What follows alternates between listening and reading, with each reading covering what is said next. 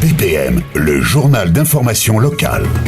Le maire de Limay, Éric Rouleau, dépose aujourd'hui une pétition à la sous-préfecture de Mantes-la-Jolie. Elle aura réuni au total 500 signatures et cette pétition concerne les nouveaux rythmes scolaires qui seront appliqués dès la rentrée prochaine. L'objectif est de demander à l'État de continuer à verser des aides financières aux communes dans le cadre de cette réforme. En effet, l'État financera la réforme pour cette année, mais rien n'a encore été fixé pour l'après 2014. Et le maire liméen a été suivi par près de la moitié des parents d'élèves de sa ville. Ça fait à peu près 50% des parents d'élèves contactés. On a profité des réunions publiques sur la question de la réforme des rythmes scolaires pour proposer cette pétition. Cette pétition vise à demander la transformation du fonds d'amorçage prévu par le gouvernement en 2013-2014 pour aider financièrement les collectivités locales à mettre en œuvre cette réforme. On demande la pérennisation de ce fonds. C'est une dépense qui va durer. Donc compte tenu que les collectivités locales sont déjà mises au régime sec avec ce que j'appelle moi le double choc, la réforme de la taxe professionnelle par le gouvernement Sarkozy et la baisse de dotation d'État annoncée par le gouvernement Hollande. On est déjà, les collectivités locales en règle générale, en difficulté pour boucler les budgets. Et en parlant de budget, les nouveaux rythmes scolaires coûteraient près de 300 000 € à la ville de Limay chaque année. Une somme conséquente qui pénaliserait largement la commune. Le coût de la réforme des rythmes scolaires place les collectivités locales en règle générale dans des situations extrêmement difficiles. C'est pour ça qu'on demande la pérennisation de ce fonds.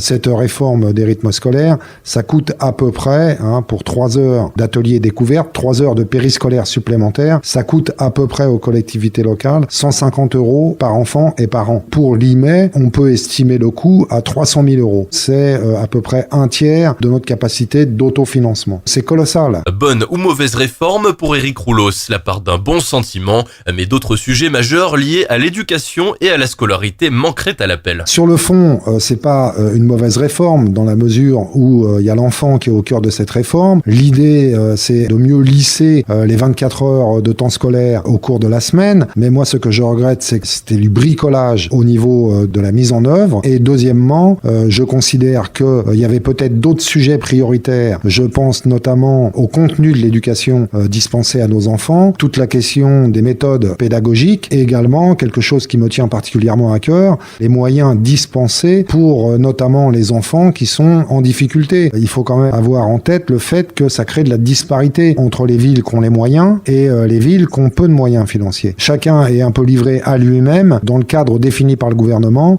définir les modalités d'application au niveau local. Quand je regarde par exemple ce qu'on fait nous à Limay et que je compare avec ce qui est fait à Paris, c'est le jour et la nuit. Une réforme qui s'appliquera dans tous les cas partout en France dès la rentrée prochaine, mais qui reste mitigée. Aujourd'hui, 17% des communes françaises l'ont appliquée dans leurs écoles primaires.